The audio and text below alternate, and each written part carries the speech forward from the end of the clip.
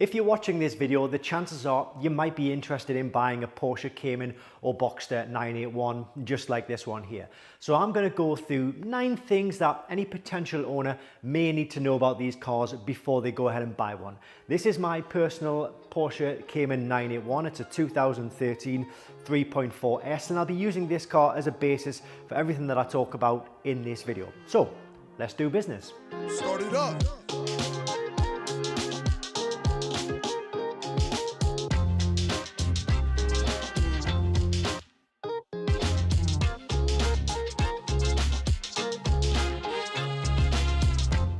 I've owned this Cayman for 2 years now, and to be honest with you, I could have done with a video like this when I was buying my Cayman, so I'm hoping my experiences through owning this car will help you potentially buy the right car for you and your needs.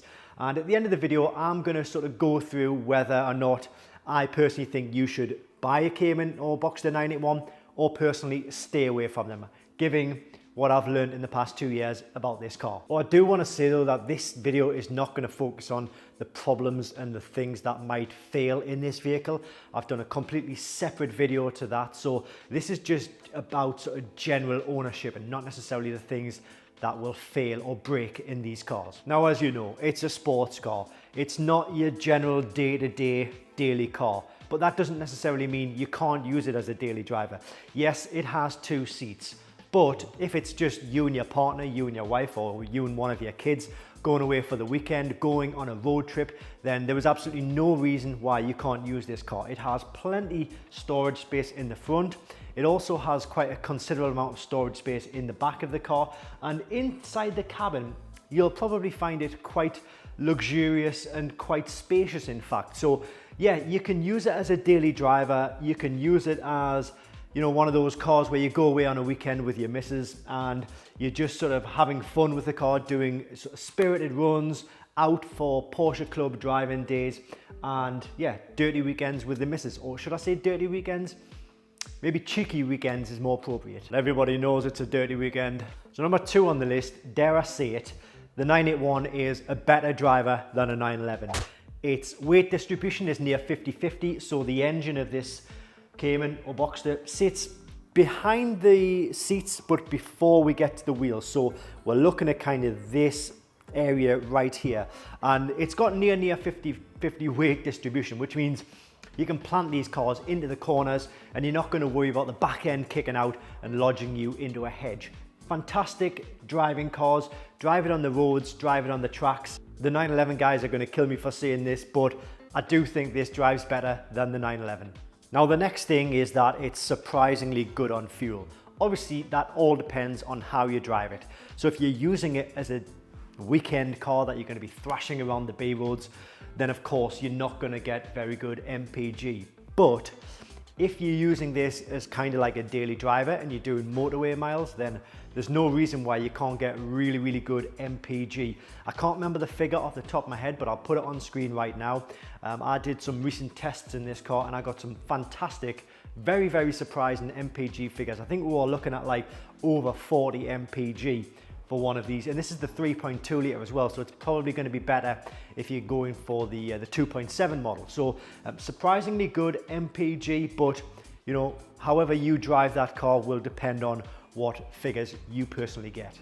So how does the community view the Cayman or Boxster 981? Well, I don't personally think you'll get any negativity when driving one of these cars. Most enthusiasts that you speak to will be genuinely interested in these cars. You know, they don't look like many other things which are on the road, so that does open up a lot of people wanting to talk about the car when you go to a gas station, pull up at a coffee shop. People like to talk about these things. You will get the odd tosspot who will come up to you and say, it's not a 911, so it's you've just got to completely blank out that. Those circumstances, they are few and far between, but you know, what do they know? They're probably driving a 2002 Ford Mondeo, so them. Next up, so the radio and nav system in these cars, they are quite basic. This is the one that I've removed from that car because honestly, all it really gives you is a CD, basic radio. This system didn't even have navigation or DAB in it. So I think you'll probably want to upgrade the system that is in the car And the good news is that there are lots of options out there, and I've upgraded the system in this car with a kit called the AirSyn kit, and I think it cost me about £250, and that gives me my DAB radios, it gives me all of my nav systems, and ultimately it gives me Apple CarPlay. It also does the Android as well. The one drawback of that is that it doesn't have a CD player in it, but in today's modern world, are you really bothered about that? Me personally, I'm not. So that's just one thing that you probably need to consider. You will want to get rid of this unit. It's easy to take out. I have done a video guide on it. Just search the other videos on my channel. Next up is working on the cars. I'm not going to lie, there are easier cars out there to work on.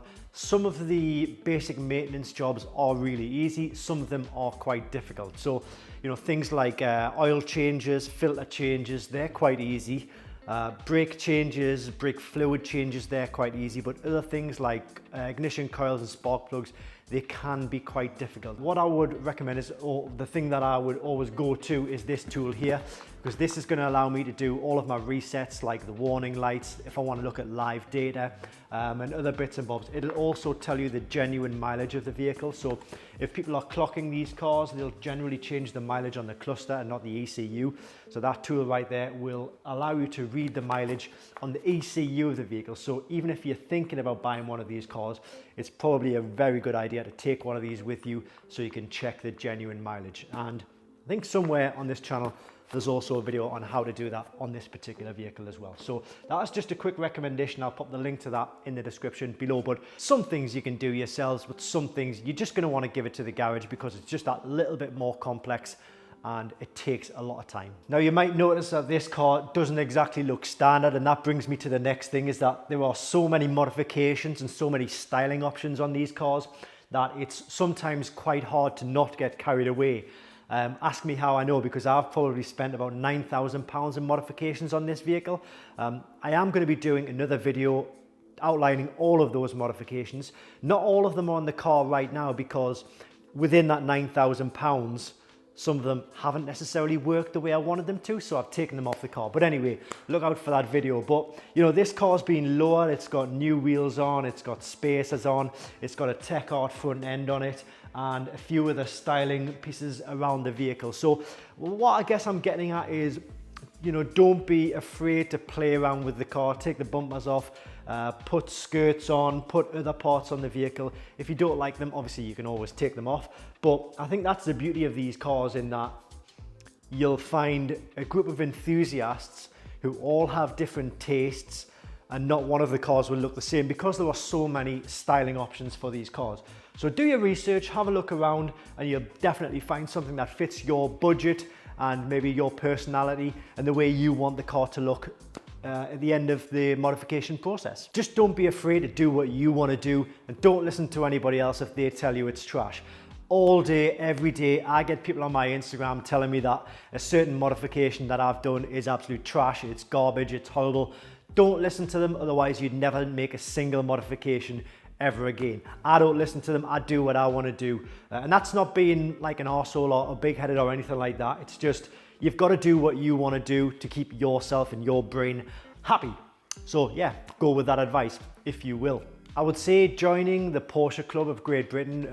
There's like a Porsche Club, an official Porsche Club, or there's another one called a TIPEC, which is the Independent Porsche Owners Club or Enthusiast Club. Doesn't really matter, because at the end of the day, you're going to meet like-minded people who all have the same passion for these cars, and you can, you know, you'll arrange road trips, you'll arrange nights out.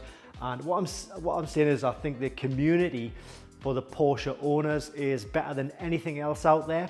A few years ago, I went to an Aston Martin event where the head guys at Aston Martin were getting all the Porsche guys together to try and tap into what the Porsche guys have, because the Aston Martin owners don't really have that. So I think the Porsche Owners Club and the TIPEC, you know, they're real like-minded, down-to-earth people. And I think it's a common misconception that from somebody outside of the Porsche world thinks that people who have Porsches are kind of up their own arses, maybe a bit stuck up, or think they own everything, or think they're better than everybody else. But that's truly not the case. They're just regular guys who have a passion for these sports cars, and it's just good to speak to like-minded people about something that you also love. And finally, I think with driving a car like this, brings a sort of special, it feels like a special occasion getting into the car. You know, you probably all got another car as well, and these generally go as like second cars or weekend cars. And you know the feeling that when you get in your daily driver, your normal car, it's just nothing special, is it? Well, when you get in one of these, every time you start the engine, you know that you're in for a good time. You know that you're going to enjoy what's happening. You're going to enjoy every twist, every turn, every tap of the accelerator, and you're going to enjoy hearing the sounds coming out of it, the view that you've got within the cockpit. It's a nice, tight, confined cockpit. So I think the overall experience of owning one of these cars, it goes way over and above the experience of owning your general run-of-the-mill day-to-day car. So it's a special experience, and I think everybody should experience it. Anyone who is interested in cars should experience it at least once in their life to understand the hype, if that makes sense. And I said at the start of the video, would I recommend one of these cars to anybody? And I think you probably know the answer. I bought this car 2 years ago, and I initially bought it as like a stopgap car. So I just sold my Targa GTS, and I was looking for something to just fill the gap for maybe a year. And 2 years later, here we are with a not fully modified car, but a slightly modified car in the way that I like it, and I've no intention of selling it. I've got 2 of the 911s as well, and I probably drive this one the most out of all 3 of those Porsches because of the looks, of the driving experience, the speciality of driving it, and it looks like nothing else on the road. One thing I do want to say is that these wheels are a pain in the arse to keep clean. So if you are getting one and you like the look of this, the white wheels, I think it looks phenomenal, but cleaning them is a pain in the arse. Anyway, guys, I hope you've enjoyed this video. I hope it's maybe giving you a little insight into what it's like to maybe own one of these cars or drive one of these cars, and the possible things that you'll come up against during your ownership. If you've liked it, please give this video a thumbs up. If you want to see more videos on this particular vehicle and any other Porsche, then hit the subscribe button because I've got lots more videos coming. Thanks for watching, guys. I'll see you on the next video.